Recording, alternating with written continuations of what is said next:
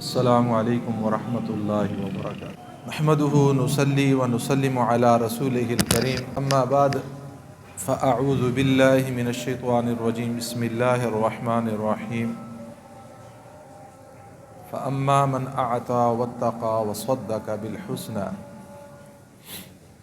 صدق اللہ العظیم۔ فقال النبی صلی اللہ تعالی علیہ وسلم: مروا ابا بکر فلیصلی بالناس، او کما قال علیہ الصلاۃ والسلام۔ سوموار کو انشاءاللہ 22 جمادی الثانی سیدنا صدیق اکبر رضی اللہ تعالی عنہ کی وفات کا دن ہے۔ اللہ رب العزت مجھے اور آپ کو ان حضرات کی سیرت پہ عمل کرنے کی توفیق نصیب فرمائے۔ سیدنا صدیق اکبر رضی اللہ تعالی عنہ کی بحیثیت خلافت انسان زندگی دیکھتا ہے۔ افسوس اس بات کا ہے میرے محترم دوستوں اور بزرگوں، ہمارے ہاں جو طرز حکمرانی ہے وہ ساری کی ساری کافرانہ ہے، سارا نظام ہی کافرانہ ہے، اور اوپر سے تو ہم مقروض اتنے ہو چکے ہیں کہ ہم اپنی سانس بھی اپنی مرضی سے نہیں لے سکتے۔ آج کل جو حالات ہیں، آگے گرتے ہیں تو پھر بھی کھائی ہے، پیچھے گرتے ہیں تو پھر بھی کھائی ہے۔ اللہ رب العزت اس ملک کے خدا داد، ہم کہیں بیٹھے ہوئے تھے تو کسی اللہ والے نے بڑی عجیب بات وہاں سنائی۔ وہ کہہ رہے تھے کہ اگر حالات کو دیکھا جائے تو 70 سال ہر آنے والے نے اس ملک کو لوٹا ہے۔ اگر یہ ملک چل رہا ہے صرف اور صرف ان لوگوں کی شہادتوں کی وجہ سے جنہوں نے اس کو حاصل کرنے کے لیے قربانیاں دی تھی، صرف ان کی قربانیوں کی وجہ سے اللہ رب العزت اس کو چلا رہے ہیں۔ بہرحال میرے محترم دوستوں اور بزرگوں، اس وقت جو حالات چل رہے ہیں آپ سب حضرات کے سامنے ہیں۔ میرے خیال میں آپ کی زندگی میں بھی ایسے حالات کبھی نہیں ہوئے ہوں گے جیسے۔ اچھا، اللہ کی شان پھر بھی آپ دیکھیں کہ ایک ہے حالات اللہ کی طرف سے آنا، اور میرے محترم دوستوں، اور اس حالات جو اللہ کی طرف سے حالات آتے ہیں وہ انسان کے عمل کی وجہ سے آتے ہیں۔ کیا ملک میں گندم کم ہے؟ کم نہیں ہے۔ آپ کو خود پتہ ہے کہ کوٹے بھرے ہوئے ہیں، علاقے گندم بھرے ہوئے ہیں۔ ویڈیو آپ خود دیکھ رہے ہیں، کوئی کہاں سے آ رہی ہے، کوئی گندم صاف کوئی گندی ہو رہی ہے، کوئی کہاں ہو رہا ہے، کوئی کس طرح ہو رہا ہے، کوئی کیسے ہو رہا ہے۔ توکل اللہ کی ذات پہ نہیں ہے۔ جو کچھ ہے گوداموں سے نکال دو، فی الوقت لوگوں کی ضرورت کو پورا کرو، آگے خدا رزق کا رازق کون ہے؟ اللہ ہے۔ میرے محترم دوستوں اور بزرگوں، اللہ رب العزت اس کے ملک کے خدا داد پر رحم فرمائے۔ فرمایا قات کب آتا ہے؟ قات سالی کب آتی ہے؟ جب زنا عام ہوتا ہے۔ جب زنا عام ہوتا ہے تو پھر کیا آتا ہے؟ پھر قات سالی آتی ہے۔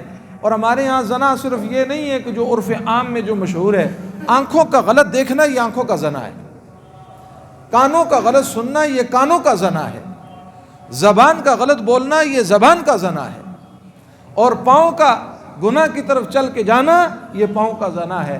میرے محترم دوستوں اور بزرگوں، بحیثیت قوم مجموعی طور پہ آنکھوں کے زنا میں سب مبتلا ہے۔ ہر ایک انسان کے پاس موبائل ہے، اور اس موبائل نے اندر کی روحانیت کو برباد کر دیا ہے۔ سب سے میرے محترم دوستو، انسان کی جو روحانیت اور نورانیت اور عبادت کی لذت پہ جس چیز کا اثر پڑتا ہے، جو اندر کی روحانیت اور نورانیت کو تباہ کرتی ہے، وہ بد نظری ہے۔ یہ کوئی معمولی چیز نہیں ہے۔ نگاہوں کا غلط دیکھنا اب گناہ کا تقاضا پیدا، تنہائی ہے، بالکل تنہائی ہے، کوئی نہیں دیکھ رہا، بالکل فارغ ہے، اور گناہ کرنے کا اسباب اس کے پاس موجود ہے، گناہ کر سکتا ہے۔ فرمایا کہ اس وقت نفس کا شدید تقاضا ہے گناہ کی طرف، اور یہ فوراً اللہ کے خوف سے اور نفس کے شدید تقاضے کو توڑ کر گناہ نہیں کرتا۔ فرمایا اللہ کی رحمت بھی اتنی تیزی سے اس کو تھام لیتی ہے، اللہ کی محبت بھی اتنی تیزی سے آتی ہے جس تیزی سے یہ میرے محترم دوستوں تنہائیوں میں گناہ کی شدید تقاضے کو ٹھکراتا ہے۔ اور فرمایا کہ یاد رکھنا، جس کی تنہائی جس کی ہے وہ اسی کا ہے، وہ خدا کا نہیں ہے۔ اگر کسی کی تنہائی گناہ کی ہے، وہ اپنے وہ مولا کا نہ سمجھے، خدا کا نہ سمجھے، وہ گناہ کا بندہ ہے، وہ رب کا بندہ نہیں ہے، وہ نفس کا بندہ ہے، وہ اس تنہائی کے گناہ کا بندہ ہے۔ میرے محترم دوستو، بات کسی اور طرف چلی گئی، بات کون کرواتے ہیں؟ اللہ پاک کرواتے ہیں۔ میرے محترم دوستوں اور بزرگوں، ہو سکتا ہے آج جس طرف ہم جا رہے ہیں، ہو سکتا ہے یہی مجمع کی طلب ہو، یہی اللہ چاہتے ہو۔ میرے محترم دوستوں اور بزرگوں، اگر ہم سجدے کی پاکیزگی کو حاصل کرنا چاہتے ہیں، اور یہ بات یاد رکھ لیں، یہ بات یاد رکھ لیں، انسان جب گناہ کرتا ہے اس گناہ کی وجہ سے اللہ اسے نیکی کی توفیق چھین لیتے ہیں۔ یہ کہتا ہے جی میں نماز پڑھنا چاہتا ہوں، نماز نہیں پڑھ سکتا۔ او بھائی، نماز تو پڑھنا چاہتا ہے، نماز نہیں پڑھ سکتا۔ میرے محترم دوستو، ایسی بات نہیں ہے اس کائنات والے نے تجھے سجدہ کرنے کی توفیق ہی نہیں دی، اس اللہ نے تجھے قبول ہی نہیں کیا۔ میرے محترم دوستو اور بزرگوں، ہم اپنے باطن کو کیوں گندا کرتے ہیں؟ ہم امام الانبیاء صلی اللہ تعالی وسلم کی امت میں سے، وہ پاکیزہ، وہ طیب، وہ طاہر، وہ نورانی، وہ امام الانبیاء، سرور کونین، احمد مجتبی، حضرت محمد مصطفیٰ صلی اللہ تعالی علیہ وسلم۔ یہی جو پچھلے جمعے میں نے آپ سے عرض کیا تھا، یہ جو سفر ہے، جس سفر میں آپ مکہ مکرمہ کو چھوڑ کر مدینہ منورہ جا رہے ہیں، اس سفر میں صدیق اکبر رضی اللہ تعالیٰ عنہ آپ کے ساتھ ہے۔ راستے میں ایک عورت ہے، اس عورت کا نام ہے ام معبد۔ وہ راستہ چلنے والے مسافروں کو، جو بھی مہمان آتا، جو گھر میں موجود ہوتا، کھانے کا وقت ہوتا کھانا دیتی، پینے کا وقت ہوتا، بہرحال وہ دعوت کرتی جانے والوں کا۔ حضور علیہ الصلوۃ والسلام یہاں پہنچے، سیدنا صدیق اکبر رضی اللہ تعالیٰ عنہ نے عرض کیا اس ام معبد سے کہ کچھ گھر میں ہے تو کھانے کو دو۔ تو وہ کہنے لگی آپ اس وقت آئے، یہ زمانہ ایسا ہے کہ یہاں پر کات سالی ہے، کھانے کو کچھ بھی نہیں ہے، میں کیا پیش کروں آپ کو؟ حضور علیہ الصلوۃ والسلام نے دیکھا خیمہ ہے، خیمہ، اس خیمے کے ساتھ ایک بکری ہے، وہ بکری بیٹھی ہوئی ہے۔ حضور علیہ الصلوۃ والسلام نے فرمایا اس عورت کو کہو کہ ہمیں اجازت دے، ہم اس بکری کا دودھ نکالتے ہیں۔ وہ عورت کہنے لگی کہ یہ بکری اس پورے علاقے میں کات سالی ہے، جو بکریاں میرا خاوند لے کر گیا، ان کے تھنوں میں بھی دودھ نہیں ہے، گھاس ہے نہیں ہے، چرنے کو کچھ ملتا نہیں ہے، یہ تو ویسے بھی لاغر ہو چکی ہے، اس کی ہڈیوں سے گودا بھی ختم ہو چکا ہے، یہ چلنے کے قابل نہیں، اگر یہ چلنے کے قابل ہوتی تو میرا خاوند اسے بھی ساتھ لے کر جاتا۔ حضور علیہ الصلوۃ والسلام نے فرمایا اس کو کہو ہمیں صرف اجازت دے دے۔ وہ کہنے لگی اجازت ہے۔ میرے محترم دوستوں اور بزرگوں، حضور علیہ الصلوۃ والسلام خیمے سے یوں پھر کے آئے، یہ بکری بیٹھی ہوئی ہے، ذرا تصور تو کرو اس بکری کو جس نے آج تک حضور علیہ الصلوۃ والسلام کو دیکھا نہیں ہے، جو حضور علیہ السلام کو آج تک جانتی اور پہچانتی نہیں ہے۔ فرمایا حضور گھوم کر جب خیمے سے اس بکری کے سامنے آئے، اور میرے محترم دوستو راوی لکھتا ہے جو چلنے کے قابل نہیں تھی، جو اٹھنے کے قابل نہیں تھی، میرے محترم دوستو جو بالکل موت کا انتظار کر رہی تھی، جب اس کی نگاہیں نبوت کے چہرے پر پڑتی ہیں، خدا کی قسم ادب میں کھڑی ہو جاتی ہے۔ حضور علیہ الصلوۃ والسلام فرماتے ہیں اس عورت کو کہو گھر کے برتن لائے، تھنوں سے دودھ ختم ہے۔ حضور علیہ الصلوۃ والسلام نے یوں تھنوں کے ساتھ ہاتھ لگایا، اور حضرت ابو بکر عرض کرتے ہیں، آپ کہتے ہیں حضور کا ہاتھ لگنا تھا، بے جان تھنوں میں جان آ گئی، حضور کا ہاتھ لگنا تھا، تھن اس کے دودھ سے بھر گئے۔ حضور نے فرمایا برتن لاؤ، حضور دودھ نکال رہے ہیں اور برتن دودھ سے بھر رہے ہیں۔ ذرا سوچو تو صحیح، جانور ہے، حضور علیہ الصلوۃ والسلام کا ادب کر رہا ہے، آپ کے مقام اور مرتبے کو جانتا ہے، حضور کا ہاتھ لگتا ہے، بے جان تھنوں میں جان آ جاتی ہے، حضور کا ہاتھ لگتا ہے، میرے محترم دوستو تھنوں میں دودھ آ جاتا ہے۔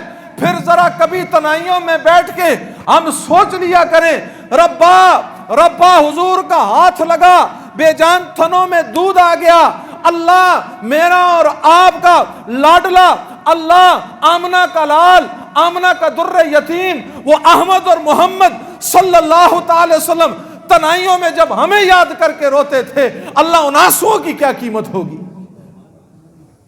اور ہم بکری سے بھی زیادہ گر گئے ہیں، ہم اس جانور سے بھی زیادہ گر گئے ہیں کہ ہمیں گناہ کرتے ہوئے حیا نہیں آتی، ہمیں بدنظری کرتے ہوئے حیا نہیں آتی، ہمیں نماز چھوڑتے ہوئے حیا نہیں آتی، ہمیں زنا کی طرف جاتے ہوئے حیا نہیں آتی، ہمیں موسیقی کی محفلوں میں اور گانا سنتے ہوئے حیا نہیں آتی، ہم کیسے حضور کے امتی ہیں؟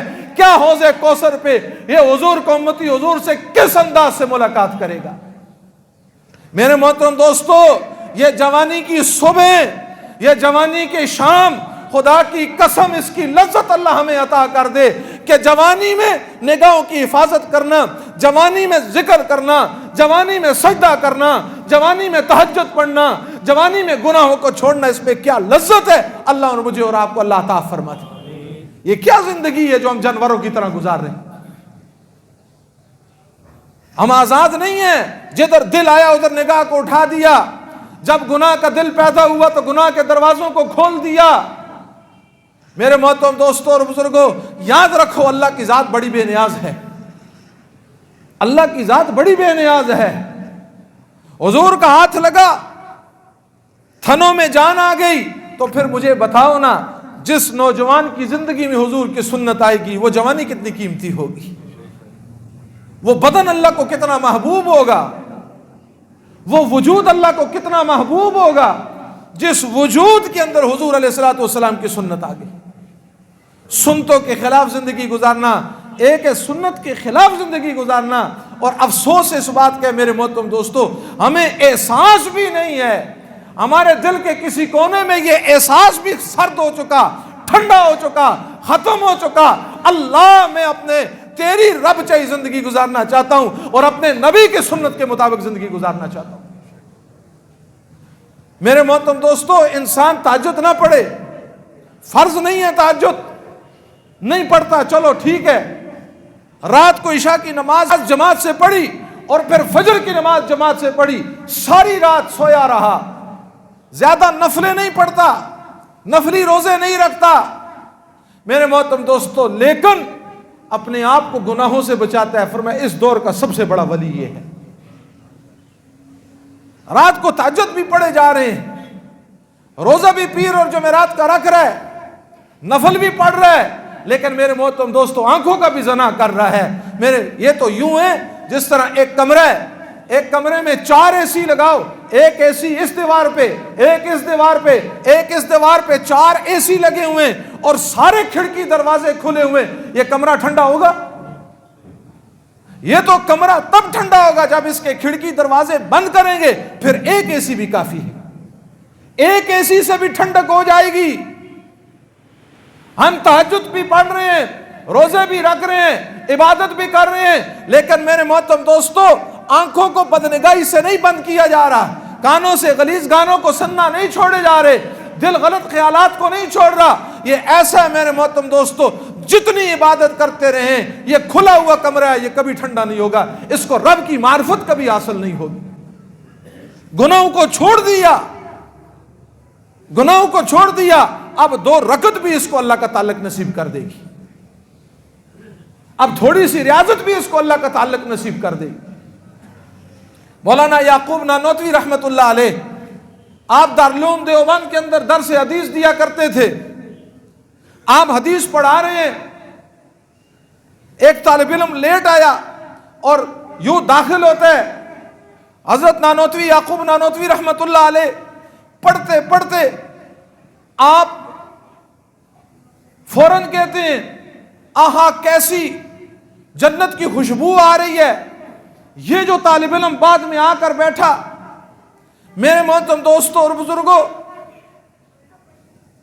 یہ جس روزانہ مدرسے میں پڑھنے کے لیے آتا تھا، راستے میں اس کو آتے جاتے ایک عورت دیکھتی تھی، اس نے بلا پھسلا کے اپنی خادمہ کو بھیجا، اس کو کہا کہ گھر میں کوئی نہیں ہے، حالت ایسی نازک ہے، کوئی مدد امداد کے لیے نہیں ہے، بہانہ بنایا کہ فلاں ہے، مرنے کے قریب ہے، تھوڑی مدد کرو۔ یہ طالب علم جب اس گھر میں گیا، اس عورت نے گھر کے دروازوں کو بند کیا اور گھر کے دروازوں کو بند کر کے اس طالب علم کو کہا میرے ساتھ زنا کرو۔ میرے محترم دوستوں اور بزرگوں، اب اس نے کہا اگر شور ڈالو گے، اگر چلاؤ گے، میں واویلا کروں گی، میری عزت پر اس نے ہاتھ ڈالا ہے، میرے ساتھ اس نے میری عزت کو تار تار کرنے کی کوشش کی ہے، کچھ نہ سوجا۔ اس نے کہا کہ میں پیشاب کرنا چاہتا ہوں۔ اس نے کہا اس کو بیت الخلاء میں لے جاؤ۔ بیت الخلاء میں جا کر رو رہا ہے، اللہ مجھے اس گناہ سے چھٹکارا دے دے، اللہ میری آج حفاظت کر لے۔ اللہ جس طرح تو نے نبی یوسف کی حفاظت کی، اللہ وہ تو نبی تھا، میں آمنہ کے لال کا امتی ہوں، اللہ میری حفاظت کر لے۔ بہانہ کرتا ہے، کرنے کے بعد بدن پر کپڑوں پر اس کو ملتا ہے، ملنے کے باہر آتا ہے، وہ عورت کہتی ہے یہ دیوانہ ہے، نکالو اس کو یہاں سے۔ یہ یہاں سے نکلتا ہے، جا کر کپڑوں کو اتارتا ہے اور کسی جگہ پہ صاف کر کے ان کو دھوتا ہے، گیلے کپڑے پہنتا ہے، وہ کپڑے پہن کر گیلے درس حدیث میں شریک ہوتا ہے۔ یہ طالب علم، استاد کہتا ہے جنت کی خوشبو آ رہی ہے، یہ کہتا ہے میرے بدن سے بدبو آ رہی ہے، میں نے پخانہ صاف کیا ہے۔ استاد نے آر کی وجہ سے بدبو کو خوشبو سے تعبیر کیا ہے۔ سبق ختم ہوتا ہے، روتا ہوا استاد کے پاس چلا جاتا ہے، آپ کو میری وجہ سے تکلیف ہوئی ہے، ساری بات سناتا ہے۔ استاد سینے سے لگا کر کہتا ہے خدا کی قسم جب تو داخل ہوا تھا یہ پورا علاقہ معطر ہو گیا تھا، تیرے داخل ہوتے ہی مجھے جنت کی خوشبو آ رہی تھی۔ گناہ تو بدبو ہے، گناہ تو پخانے ہے، کہاں ہم پخانے کے اوپر مر رہے ہیں؟ ہم اس پخانے کے لیے کائنات کے رب کو ناراض کر رہے ہیں، ہم اس بدبو کے لیے اللہ کو ناراض کر رہے ہیں، ہم اس بدبو کے لیے سجدوں سے محروم ہو رہے ہیں، ہم اس بدبو کے لیے میرے محترم دوستو امام الانبیاء سرور کونین احمد مجتبیٰ حضرت محمد مصطفیٰ صلی اللہ تعالی وسلم کے سینے کو میرے محترم دوستو قلب اطہر کو دکھا رہے ہیں۔ یہ کوئی زندگی ہے؟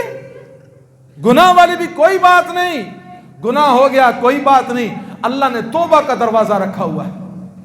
اللہ تیری محبت پہ قربان جاؤں میرے محترم دوستو، خدا کی قسم میں اٹھا کر کہتا ہوں، اللہ تیری عطا پر، اللہ تیری محبت پر میرے محترم دوستو کیا فرمایا؟ عجیب حدیث ہے، لو بلغ، اکثر میں جمعے کے خطبے میں پڑھتا ہوں، آج حدیث کو سن بھی لو، لو بلغت ذنوبک عنان السماء ثم استغفرتنی غفرتک ولا ابالی۔ اللہ حدیث قدسی ہے، اللہ ارشاد فرماتے ہیں لو بلغت ذنوبک عنان السماء، اے انسان تو اتنے گناہ کر، اتنے گناہ کر، اتنے گناہ کر، زمین پھاڑ کے تیرے گناہ باہر آ جائیں۔ یہ اللہ ایک انسان کے گناہ کو بیان کر رہے ہیں، پھر بھی تجھے حیا نہ آئے، پھر بھی تو مجھ سے نہ ڈرے، پھر بھی تیرے سینے میں میرا خوف نہ آئے، تو پھر بھی اس دھرتی کو اپنے گناہوں سے بدبودار کرتا رہے، سیاکاری کرتا رہے، بدکاری کرتا رہے، مشرق اور مغرب، شمال اور جنوب، ساری دھرتی کو تیرے گناہوں نے سیاہ کر دیا۔ تو بوڑھا ہو گیا، پہلے تیرے پاس پیسہ تھا، مال تھا، ملک تھی، دولت تھی، اب بوڑھا ہو گیا، بڑھاپے میں بیوی تیری مر گئی، اولاد نے تمہیں کہا جا بابا تیری ضرورت نہیں ہے، اولاد نے تجھے جواب دیا رات کی تاریکی ہے تو بوڑھا ہے اور ساری زندگی کا گنہگار ہے، ساری زندگی میری نافرمانی کرتا رہا۔ اس رات کی تاریکی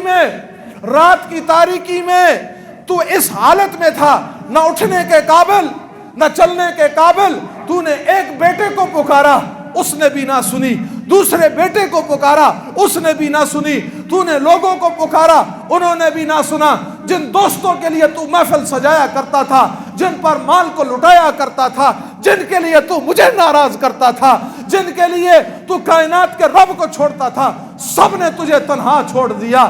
اس رات کی تاریکی میں تو اٹھتا ہے، اٹھ کر ٹھنڈے پانی سے وضو کرتا ہے، وضو کر کے 2 رکعت نفل پڑھتا ہے اور ہاتھوں کو اٹھا کر کہتا ہے اللہ تیرے سوا کوئی سہارا نہیں ہے، اللہ حضور کا امتی ہوں، اللہ معاف کر دے، اللہ حضور کا امتی ہوں معاف کر دے۔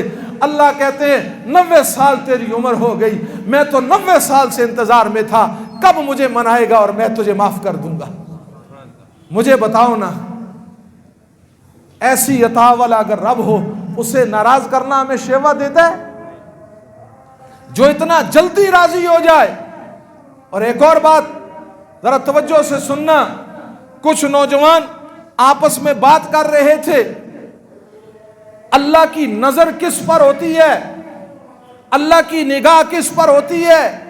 ایک آدمی وہ ہے جو بالکل نافرمانی نہ کرے، ایک وہ ہے جو نافرمان تھا پھر توبہ کر لی، سیدھے راستے پر آیا، کس پر اللہ کی نگاہ زیادہ ہوتی ہے؟ یہ نوجوان بحث کر رہے ہیں، قریب سے ایک بزرگ گزر رہا ہے، کہتے ہیں چلو اس بزرگ سے فیصلہ کروا لیتے، اللہ کی نگاہ کس پر ہوتی ہے۔ ان بزرگوں کو بلایا اور ان کے سامنے ساری بات کو رکھی۔ اللہ کی نگاہ ایسا آدمی جو کبھی بھی نافرمان نہ ہوا ہو اللہ کی اطاعت میں، اس پر، یا جو توبہ کر کے اللہ کی اطاعت میں آیا، پہلے گنہگار تھا اب فرما بردار ہے، اللہ کی نگاہ زیادہ کس پر ہوتی ہے؟ وہ بابا کہنے لگا عالم نہیں ہوں، میں تو کھڈی پر کپڑا بنتا ہوں۔ ہاں ایک بات ہے، جب میں کپڑا بنتا ہوں ایک دھاگا ٹوٹ جاتا ہے، اس ٹوٹے ہوئے دھاگے کو میں گرہ لگاتا ہوں، آخر تک میں اس دھاگے کو دیکھتا رہتا ہوں کہیں پھر نہ ٹوٹ جائے، آخر تک اس دھاگے کو دیکھتا ہوں کہیں پھر نہ ٹوٹ جائے۔ کہ اس سے ایک بات سمجھ آئی، اللہ بھی اس بندے کو دیکھتے ہیں کہیں پھر نہ مجھ سے ٹوٹ جائے۔ مجھے بتاؤ نا میرے محترم دوستوں اور بزرگوں، ایسے اللہ کو چھوڑنا ہمیں شیوا دیتے؟ کوئی بات نہیں، گناہ ہو گیا، اللہ معاف کر دے، اللہ آج تک تجھے ناراض کرتا رہا، اللہ آج تک بدکاری کرتا رہا، اللہ غفلت میں پڑا رہا، اللہ اب اپنی محبت کی چادر ڈال دے، اپنی اطاعت کی چادر ڈال دے، اپنی معرفت کی چادر ڈال دے، اللہ ان گناہوں سے مجھے نکال دے۔ اللہ بد نظری ہے، اس نے میری روحانیت کو تباہ کر دیا ہے، اللہ نگاہوں کو پاک کرنا چاہتا ہوں۔ خدا کی قسم جب نگاہ پاکیزہ ہوگی، جب نگاہ پاک ہوگی، جب کان پاک ہوں گے، خدا کی قسم اسے اللہ کہے گا، اس کے دل کی تاروں میں اس کو اللہ کی محبت محسوس ہوگی۔ اور گناہ نحوست ہے۔ ہم کہتے ہیں جی بیوی نافرمان ہے، ہم کہتے ہیں اولاد نافرمان ہے، اولاد مانتی نہیں ہے، رزق میں تنگی ہے، کسی نے کچھ کر دیا ہے، کسی نے کچھ نہیں کیا، اپنی بدعمالیوں کا نتیجہ ہے، اپنے گناہوں کے اسباب ہیں یہ۔ آٹا نہیں مل رہا، آٹا مہنگا ہو گیا، ہم حکومت کو کوس رہے ہیں۔ مجھے بتاؤ کبھی بیٹھ کے اپنے آپ کو بھی کچھ کہا ہے تو گنہگار ہو گیا، تیری وجہ سے مخلوق پریشان ہے، تیرے گناہوں کی وجہ سے کات سالی آ گئی۔ بحیثیت قوم، بحیثیت امت ہم اللہ سے توبہ کریں۔ کرنی چاہیے یا نہیں کرنی چاہیے؟ استغفار، توبہ۔ توبہ پہ اللہ کا پہلا وعدہ ہے کہ اللہ رزق کے دروازوں کو کھولتا ہے۔ پہلا وعدہ کیا ہے؟ اللہ رزق کے دروازوں کو کھولتا ہے۔ اس لیے میرے محترم دوستوں اور بزرگوں، جب جمعہ ختم ہو، نماز ہو جائے، اس کے بعد سارے نمازی اپنی طرف سے بھی، پوری امت کی طرف سے بھی 2 رکعت صلاۃ توبہ پڑھیں۔ کیا کرنے؟ 2 رکعت صلاۃ توبہ۔ اللہ میں اپنی طرف سے بھی معافی مانگتا ہوں، اپنی پوری اس قوم کی طرف سے بھی معافی مانگتا ہوں، پوری امت کی طرف سے معافی مانگتا ہوں۔ اللہ ہمارے گناہوں کو نہ دیکھ، اپنی رحمت کو دیکھ، اللہ ہمارے گناہوں کو نہ دیکھ، اس وطن عزیز کو حاصل کرنے کے لیے ان شہداء کی قربانیوں کو دیکھ، ان بچوں کو، ان بچیوں کو، یا اللہ ان بوڑھوں کو جنہوں نے گھر بار چھوڑا اس وطن کو حاصل کیا، اللہ ان کی قربانیوں کو دیکھ، اس ملک کی معیشت کو ٹھیک کر دے، یہاں کے معاملات کو ٹھیک کر دے، اللہ اس ملک کو غیر کے چنگل سے نکال دے۔ تو میرے محترم دوستو، کریں گے نہیں کریں گے؟ اس لیے آپ حضرات سے یہ درخواست ہے۔ ہاں دوسری بات جو بات یہ ایک ہے، اس بات پہ گناہ کرنا، خیر ابھی گناہ کروں بعد میں کیا کر لوں گا، توبہ، اس جرت پہ گناہ کرنا، ایسے شخص سے اللہ توبہ کی توفیق چھین لیتے ہیں۔ ایسے شخص سے اللہ بے خبری میں گناہ ہو گیا، نہیں پتا چلا، گناہ کی طرف چلا گیا، اللہ نہیں پتا چلا ہے تیرا بندہ ہوں تو معاف کر دے۔ میرے محترم دوستو انشاءاللہ، فرمایا بات لمبی ہو جائے گی، فرمایا کہ ایک حدیث ہے جس کا مفہوم یہ ہے، فرمایا اللہ اعلان کرتی ہیں کہ آسمانوں پہ چراغاں کرو۔ فرمایا کیوں؟ لمبی حدیث ہے، مختصر کا کیوں؟ کہ اس لیے آج ایک روٹھے ہوئے بندے نے اپنے اللہ کو منا لیا ہے۔